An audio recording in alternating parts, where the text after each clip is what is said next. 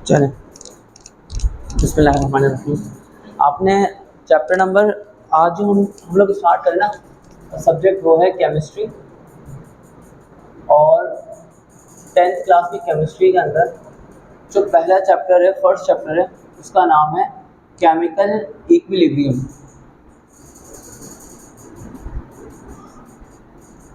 वो आपकी केमिस्ट्री की फर्स्ट क्लास है, सही है। तो आप मुझे ये बता सकते हैं कि आपने फिजिक्स में इस वर्ड का नाम सुना है इक्विलिब्रियम का? इक्विलिब्रियम का मतलब क्या होता है? इक्विलिब्रियम का मतलब, इक्विलिब्रियम वैसे कभी पढ़ा आपने? ये वर्ड आपने कभी पढ़ा पहले? चलें, खैर जाने देते हैं इस वर्ड को। इस वर्ड को करते करते पढ़ते पढ़ते हमें समझ में आ जाएगा, खुद बहुत ये वर्ड समझ में आ जाएगा। केमिकल्स के बारे में आप लोग जानते हैं, जो हमारे घरों के अंदर, किचन के अंदर जितनी भी चीज़ें रखी हैं वो सब केमिकल्स के अंदर आती हैं। चाहे वो स्पाइसेस हो, नमक हो, या कोई एसिड रखा हुआ हो, स्पंज रखा हुआ हो, साबुन रखा हुआ हो। इनफैक्ट ये जो डेस्क है, ये जो बोर्ड है, जिस लकड़ी से बना हुआ है, वो भी केमिकल्स के अंदर शुमार किए जाएंगे, सही है। तो बहरहाल हम लोग केमिकल इक्विलिब्रियम को थोड़ी देर के लिए साइड पे कर देते हैं। आप मुझे ये बताएं कि आपने इस वर्ड का नाम सुना है केमिकल रिएक्शन? ये तो पढ़ा ही होगा, केमिकल रिएक्शन। केमिकल रिएक्शन का नाम सुना? केमिकल रिएक्शन का क्या मतलब है?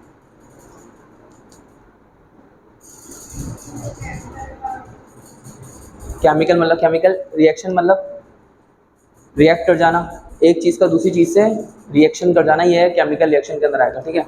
लेकिन आपको एक काम करता हूँ, मैं पहले समझाता हूँ फिजिकल रिएक्शन में और केमिकल रिएक्शन में क्या डिफरेंस होता है। सबसे पहले तो आपको ये समझा देता हूँ, आपको इन दोनों चीज़ों में पहले डिफरेंस पता होना चाहिए। फिजिकल रिएक्शन के अंदर सिर्फ स्टेट चेंज होती है, कॉम्पोजिशन चेंज नहीं होती। इसका मतलब क्या होगा? स्टेट चेंज होती है, स्टेट चेंज होती है, composition do not changes, composition do not changes. या यहाँ पर एक और वर्ड भी लिख सकते हैं हम लोग, individual identities, individual identities are not lost. जो इंडिविजुअल आइडेंटिटीज़ हैं वो यहाँ पर लॉस नहीं होती। ये फिजिकल रिएक्शन है। घंटा कुछ समझ में आया नहीं हमें, अब समझने की कोशिश करते हैं। बहुत आसान है, बहुत ज़्यादा आसान है। ज़रा समझिएगा, आपके पास ये बर्फ़ है, आइस क्यूब्स हैं ये सारे, ये भी आइस क्यूब है, आइस क्यूब है, ये भी बर्फ़ है। अगर मैं इसको मेल्ट करूँगा तो ये किस चीज़ में कन्वर्ट हो जाएगी? लिक्विड में कन्वर्ट हो जाएगी। क्या बन जाएगा ये? वाटर बन जाएगा, पानी बन जाएगा। ये वाटर या पानी बन जाएगा, ये लिक्विड फॉर्म के अंदर आ जाएगा। अगर मैं इस पानी को हीट करता हूँ तो ये किस चीज़ में कन्वर्ट हो जाएगा? ये वेपर्स के अंदर कन्वर्ट हो जाएगा। ये वेपर्स के अंदर कन्वर्ट हो जाएगा, यानी कि गैसियस स्टेट में चले जाएगा। ऐसा ही है, पहले सॉलिड फॉर्म में था। यहाँ पर अगर मैं कहूँ तो आइस जो थी वो सॉलिड थी, सॉलिड फॉर्म में थी। उसके बाद ये वाटर लिक्विड फॉर्म के अंदर आ गया और वेपर्स गैसियस स्टेट में आ गया। क्या चेंज क्या हो रहा है? स्टेट चेंज हो रही है, सॉलिड से लिक्विड, लिक्विड से गैस। लेकिन आप ये बात समझिएगा, वाटर, आइस का फॉर्मूला भी क्या है? H2O, यानी कि आइस भी तो पानी ही है ना। और वाटर का फॉर्मूला भी क्या है? H2O। और इसी तरह से वेपर्स का फॉर्मूला भी क्या है? H2O। यानी कि यहाँ पर स्टेट चेंज हो गई लेकिन कॉम्पोजिशन चेंज नहीं हुई। इसी तरह से जो इंडिविजुअल आइडेंटिटीज़ हैं वो भी लॉस नहीं हुई।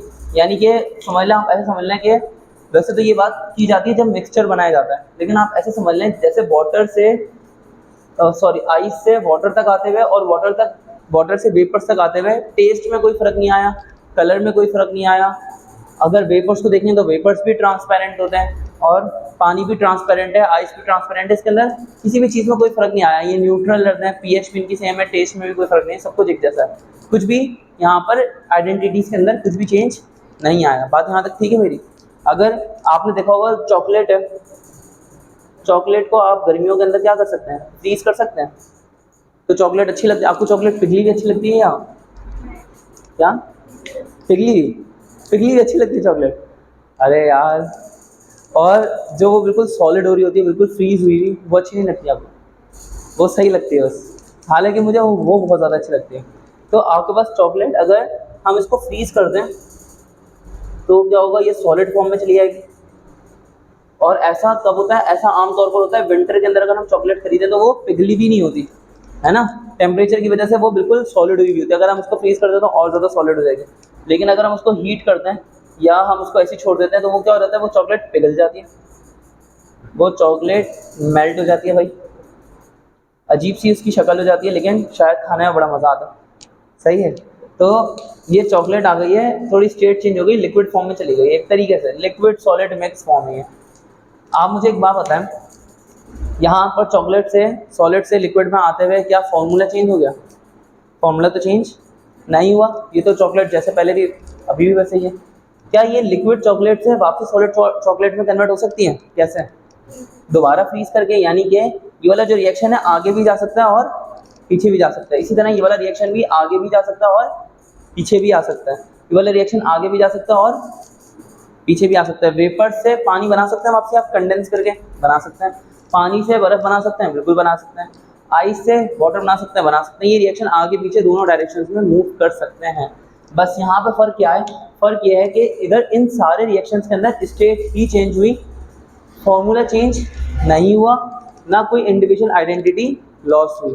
एक आखिरी एग्जांपल, और आखिरी एग्जांपल ये लेना आप, आपके पास टैंक था, टैंक था आपके पास, आपने टैंक लिया और आपने शुगर ली, चीनी ले ली, आपने उन दोनों को मिक्स कर दिया। जब आप उन दोनों को मिक्स करेंगे तो जो मिक्सचर है आप उसको ऐसे टेस्ट करने की कोशिश करेगा, क्या आपको कैसा टेस्ट आएगा बताएं? आपने उसको वाटर के अंदर, पानी के अंदर डिसॉल्व नहीं किया, आपने उससे शरबत नहीं बनाया, आपने क्या किया, सिर्फ टैंक को और चीनी को मिक्स कर दिया। अब आप इसको टेस्ट करके चेक करेंगे तो आपको कैसा टेस्ट आएगा? जब आपके दांतों के नीचे चीनी आएगी ना तो आपको मीठा टेस्ट आ रहा होगा, है ना, और जब आपके दांतों के नीचे टैंग आ रहा होगा तो आपको थोड़ा कड़वा टेस्ट आ रहा होगा या अजीब सा टेस्ट आ रहा होगा, जो भी इसका टेस्ट होता है। तो इसका मतलब ये है कि अभी इन दोनों ने रिएक्शन नहीं किया है। जब इन्होंने रिएक्शन नहीं किया है तो हमें जो टेस्ट नज़र आ रहा है, जो टेस्ट हमें महसूस हो रहा है, वो दोनों का अलग अलग टेस्ट महसूस हो रहा है। हम ऑब्जर्व कर सकते हैं कब हमारे दांतों के नीचे चीनी है और कब हमारे दांतों के नीचे टैंग आया, कब हमारी जुबान पे टैंग आया। सही है, हम कर सकते हैं। तो इसका मतलब इंडिविजुअल आइडेंटिटीज़ उनकी लॉस नहीं हो रही। अब आते हैं केमिकल रिएक्शन पे। केमिकल रिएक्शन के अंदर स्टेट चेंज हो या ना हो, इससे कोई फ़र्क नहीं पड़ता। स्टेट चेंज हो या ना हो, इससे कोई फ़र्क नहीं पड़ता। फ़र्क इस बात से पड़ता है कि यहाँ पर कॉम्पोजिशन चेंज हो जाती है। कॉम्पोजिशन चेंज, कॉम्पोजिशन क्या हो जाती है? चेंज हो जाती है। अब यहाँ पर इंडिविजुअल आइडेंटिटीज़ जो है वो लॉस हो जाती है। इंडिविजुअल आइडेंटिटीज़, इंडिविजुअल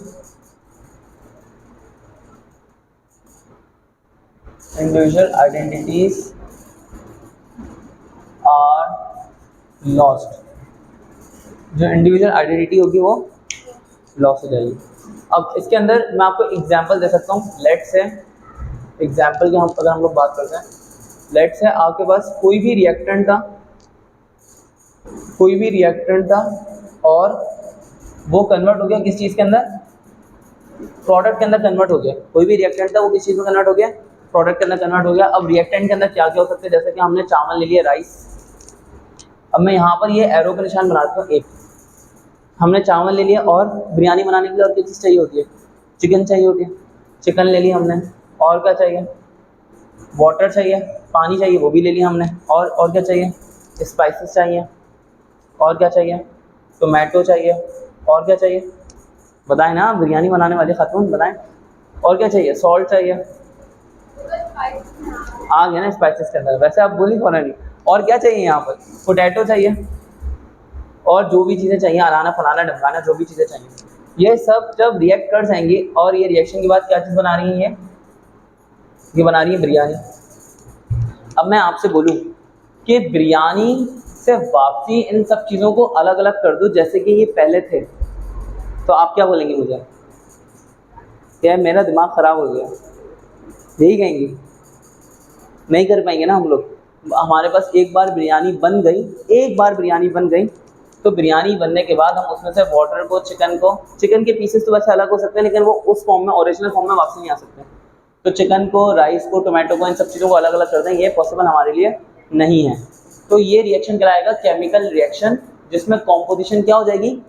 चेंज हो जाएगी। इसके अंदर पीछे पलट के लेकर आना ये मुश्किल काम होता है, लेकिन फिजिकल रिएक्शन के अंदर बड़ी आसानी से पीछे आ सकता है। बात समझ रहे हैं आप?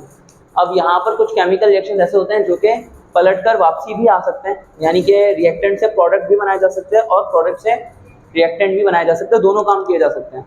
और कुछ रिएक्शन ऐसे होते हैं जिसमें सिर्फ रिएक्टेंट से प्रोडक्ट बनाया जा सकता है, प्रोडक्ट से वापसी रिएक्टेंट नहीं बनाया जा सकता।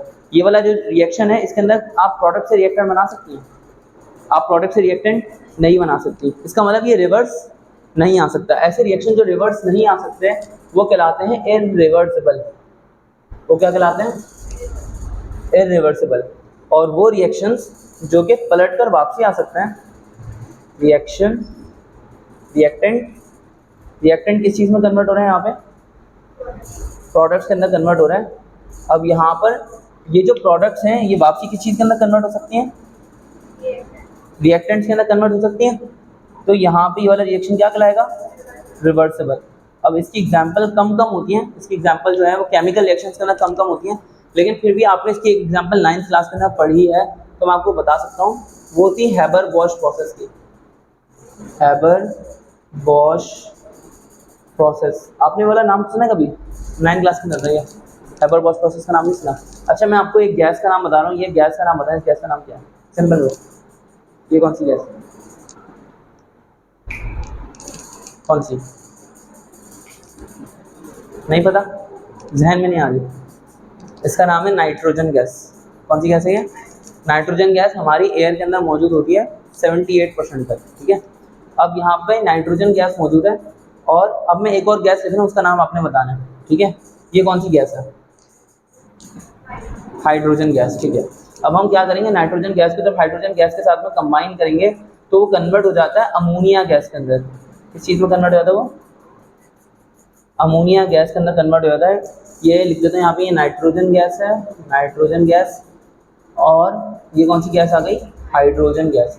जब नाइट्रोजन गैस को और हाइड्रोजन गैस को मिलाया जाता है तो कन्वर्ट हो जाते हैं अमोनिया गैस के अंदर। लेकिन जब अमोनिया गैस को वापसी ब्रेक किया जाता है, वापसी तोड़ा जाता है, तो वापसी किस चीज़ में कन्वर्ट हो जाती है? नाइट्रोजन में और हाइड्रोजन गैस में। तो ये वाला रिएक्शन क्या हो जाएगा? रिवर्सिबल। और इस तरह के बहुत सारे रिएक्शन हैं जो कि रिवर्सिबल या इरिवर्सिबल होता है। आपको पता है हमारे यहाँ जो बीमारियाँ होती हैं, हमारी ह्यूमंस के अंदर जो बीमारियाँ होती हैं वो भी रिवर्सिबल और इरिवर्सिबल कैटेगरीज के अंदर आती हैं। आपको पता है?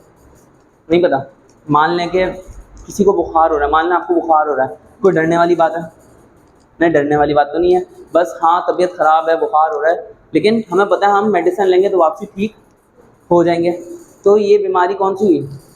रिवर्सिबल, क्योंकि हम इसके अंदर वापसी ओरिजिनल हालत में पहुंच सकते हैं।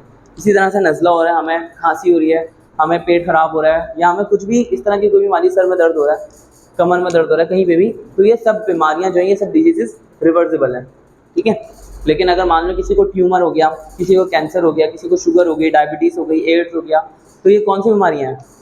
इरिवर्सिबल। यानी अगर एक बार हो गया तो खुदा ना खास्ता होने के बाद इसको वापसी पीछे नहीं लेकर आ सकते हैं, इसको रोक सकते हैं, इसको डिले कर सकते हैं, लेकिन हम इसको रिवर्स नहीं कर सकते। तो ये वाली बीमारियां क्या कहलाती हैं?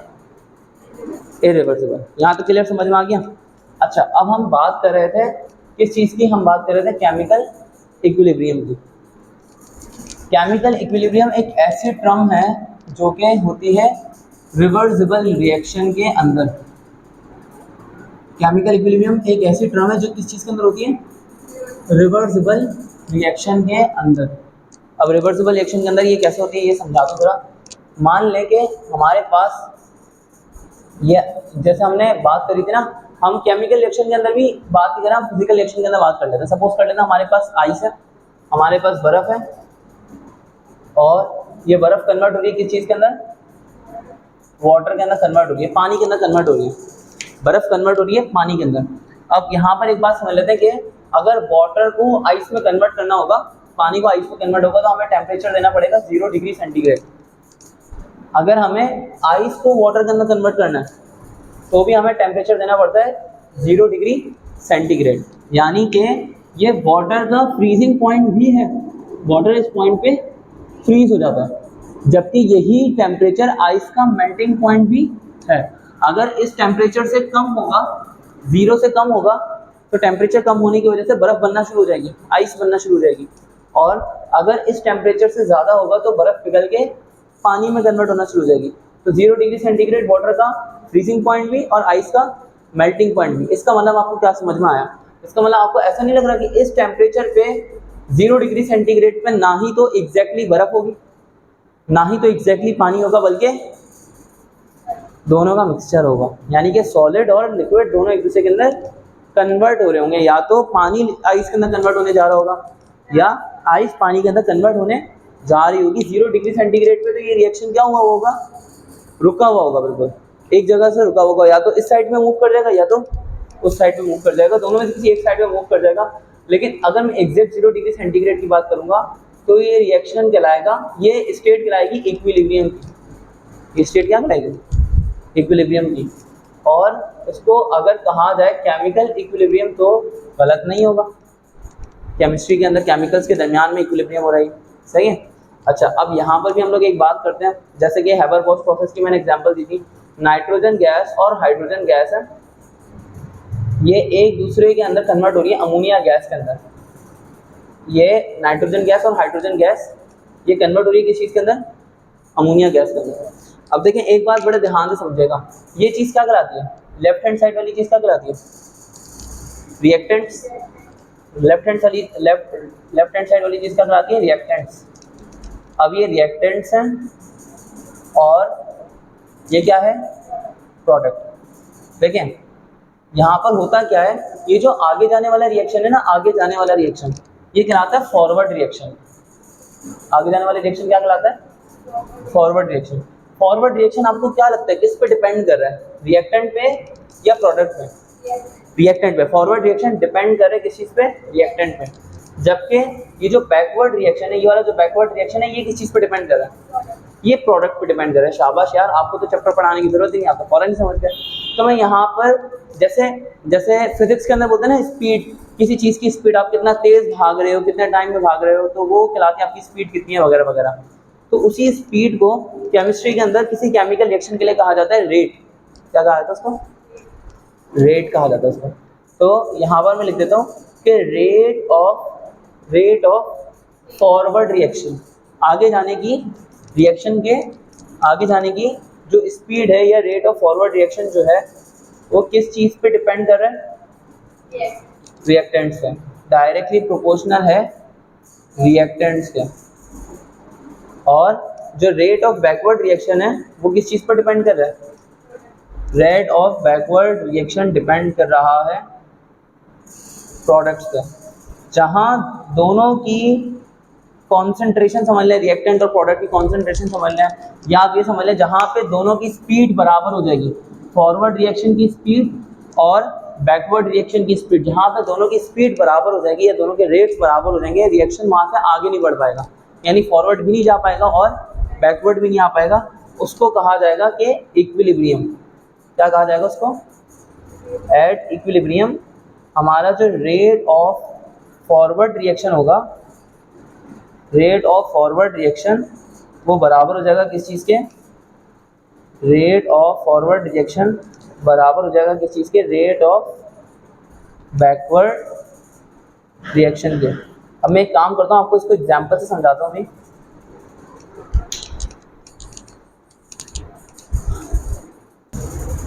अच्छा, आपको अभी तक रिवर्सिबल और इरिवर्सिबल रिएक्शन में डिफरेंस समझ में आ गया, केमिकल इक्विलिब्रियम आपको समझ में नहीं आया, सही ऐसा ही ना?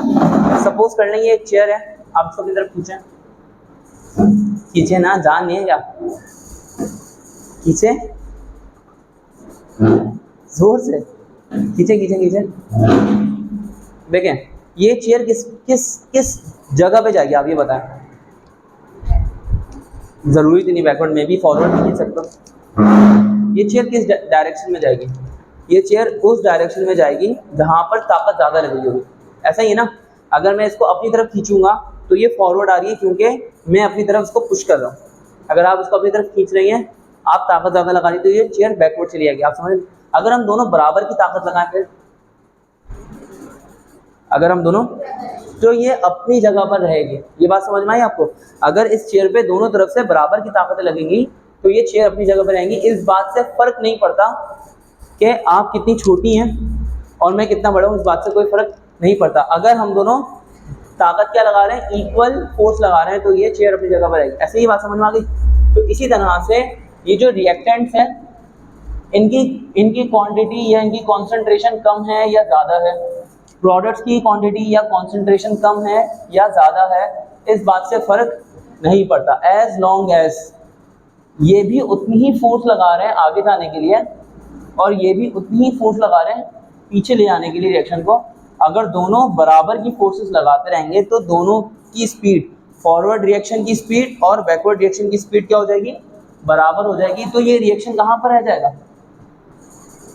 ये रिएक्शन मूव ही नहीं कर पाएगा, ना फॉरवर्ड जा पाएगा ना ही बैकवर्ड आ पाएगा। और ऐसी स्टेट को हम लोग क्या कहते हैं, ऐसी स्टेट को हम लोग क्या बोलते हैं, केमिकल इक्विलिब्रियम। और इसको उर्दू में बोले थे अब केमिकल रिएक्शन रेस्ट में आ गया, सुकून के अंदर आ गया, ना इधर जा पा रहे ना उधर जा पा रहे। ये बात समझ में आ गई। अब इसका मतलब ये तो नहीं हुआ कि आपने फोर्स लगाना छोड़ दी, आप ये भी फोर्स लगा रही है, जरा देखिएगा, आप फोर्स लगा रही हैं, मैं भी फोर्स लगा रहा हूँ। अगर हम में से किसी एक की भी फोर्स बढ़ जाएगी तो ये चेयर उस डायरेक्शन में चली जाएगी। तो ऐसा इक्विलिब्रियम कहलाता है डायनामिक इक्विलिब्रियम। डायनामिक इक्विलिब्रियम के अंदर होता क्या है कि दोनों साइड से फोर्सेस लग रही होती हैं, दोनों साइड से फोर्सेस लग रही होती हैं, लेकिन होता क्या है कि डायनामिक इक्विलिब्रियम में अगर दोनों साइड से फोर्सेस लगने के बावजूद भी बैलेंस होती रहे तो वो केमिकल रिएक्शन एवरेज अपनी जगह पर ही रहता है, आगे पीछे मूव नहीं कर पाता। लेकिन स्टैटिक इक्विलिब्रियम एक और इक्विलिब्रियम होता है जिसमें दोनों साइड से फोर्सेस लगी नहीं रही होती, बल्कि वो रिएक्शन होता ही रेस्ट में, सिर्फ और सिर्फ कुछ भी नहीं। जैसे ये चेयर है, ना आप इस पर फोर्स लगा रही है ना मैं इस पर फोर्स लगा रहा हूँ, कुछ भी नहीं कर रहा है। अब ये जो इक्विलिब्रियम है ये कहलाएगा स्टैटिक इक्विलिब्रियम, ठीक है। लेकिन आपने फोर्स लगाई, मैंने फोर्स लगाई और हम दोनों ने इसको एक तरह से फोर्सेस लगा के कैंसिल आउट करके अपनी जगह पर रोका हुआ है, तो ये कहलाएगा डायनामिक इक्विलिब्रियम। बात समझ में आ गई। स्टैटिक इक्विलिब्रियम और डायनामिक इक्विलिब्रियम में फर्क समझ में आया आपको। तो केमिकल इक्विलिब्रियम जो होता है वो आमतौर पर डायनामिक होता है। यहाँ तक आपको कुछ भी समझ में आया इस चैप्टर के अंदर? अभी तक कुछ भी समझ में तो नहीं आया?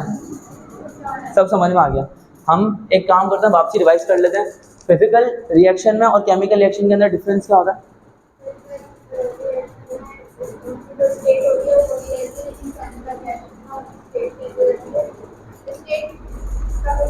स्टेट का कोई काम ही नहीं है। केमिकल रिएक्शन है, स्टेट का कोई काम ही नहीं है। फिजिकल रिएक्शन में क्या है, इसमें कॉम्पोजिशन चेंज होती है, इसमें कॉम्पोजिशन चेंज नहीं होती। शाबाश। इसमें बरकरार रहती है, इंडिविजुअल आइडेंटिटीज लॉस हो जाती हैं। जैसे कि यहाँ पर इंडिविजुअल आइडेंटिटी से मुराद वही है कि जैसे वाटर की एक इंडिविजुअल आइडेंटिटी है, पानी बनने के बाद भी वही आइडेंटिटी रहेगी और वेपर्स बनने के बाद भी वही आइडेंटिटी रहेगी, कुछ भी चेंज इसके अंदर नहीं होगा, सिर्फ स्टेट चेंज होगी। सेम चॉकलेट की हमने एग्जांपल ली थी और हमने टैंक की और शुगर की एग्जांपल ले ली थी। या आप इस तरह की कोई भी एग्जांपल कंसिडर कर सकते हो।